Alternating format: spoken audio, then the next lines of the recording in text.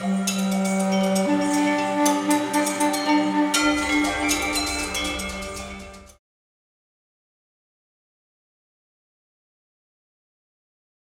अर्थात स्थिति और ज्ञान होता है। ऋग्वेद सबसे पहला वेद है जो पद्यात्मक है।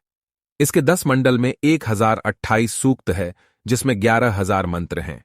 इस वेद की 5 शाखाएं हैं: शाकल्प, वास्कल, अश्वलायन, शांखायन, मंडूकायन।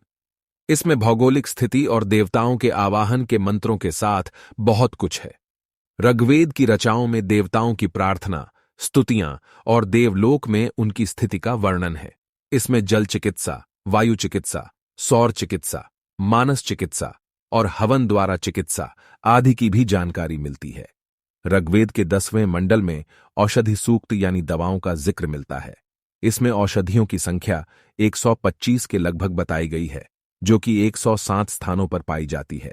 औषधि में सोम का विशेष वर्णन है। ऋग्वेद में च्यवन ऋषि को पुनः युवा करने की कथा भी मिलती है।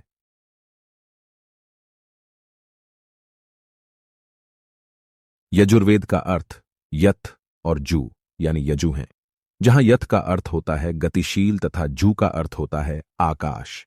इसके अलावा कर्म अथवा श्रेष्ठतम कर्म की प्रेरणा भी इसका अर्थ है। यजुर्वेद में यज्ञ की विधियां और यज्ञों में प्रयोग किए जाने वाले मंत्र हैं। यज्ञ के अलावा तत्वज्ञान का वर्णन है। यह वेद गद्यमय है। इसमें यज्ञ की असल प्रक्रिया के लिए गद्य मंत्र हैं। इस वेद की 2 शाखाएं शुक्ल और कृष्ण हैं।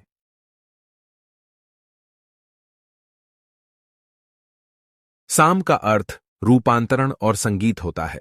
इसके अतिरिक्त सौम्यता और उपासना भी इसका अर्थ है। इस वेद में ऋग्वेद की रचनाओं का संगीतमय रूप है। सामवेद गीतात्मक यानी गीत के रूप में है। इस वेद को संगीत शास्त्र का मूल माना जाता है।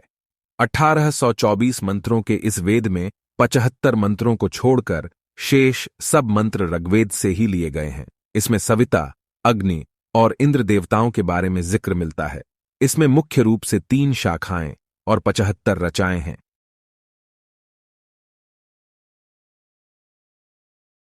थर्व का अर्थ है कंपन और अथर्व का अर्थ अकंपन होता है। ज्ञान से श्रेष्ठ कर्म करते हुए जो परमात्मा की उपासना में लीन रहता है, वही अकंप बुद्धि को प्राप्त होकर मोक्ष धारण करता है।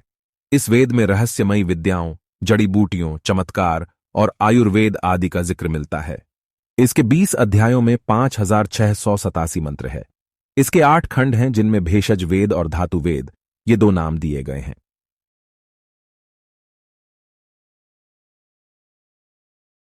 इसके अलावा ऋग्वेद से आयुर्वेद, यजुर्वेद से धनुर्वेद, सामवेद से गंधर्ववेद और अथर्ववेद से स्थापत्यवेद ये क्रमशः चारों वेदों के उपवेद बतलाए गए हैं।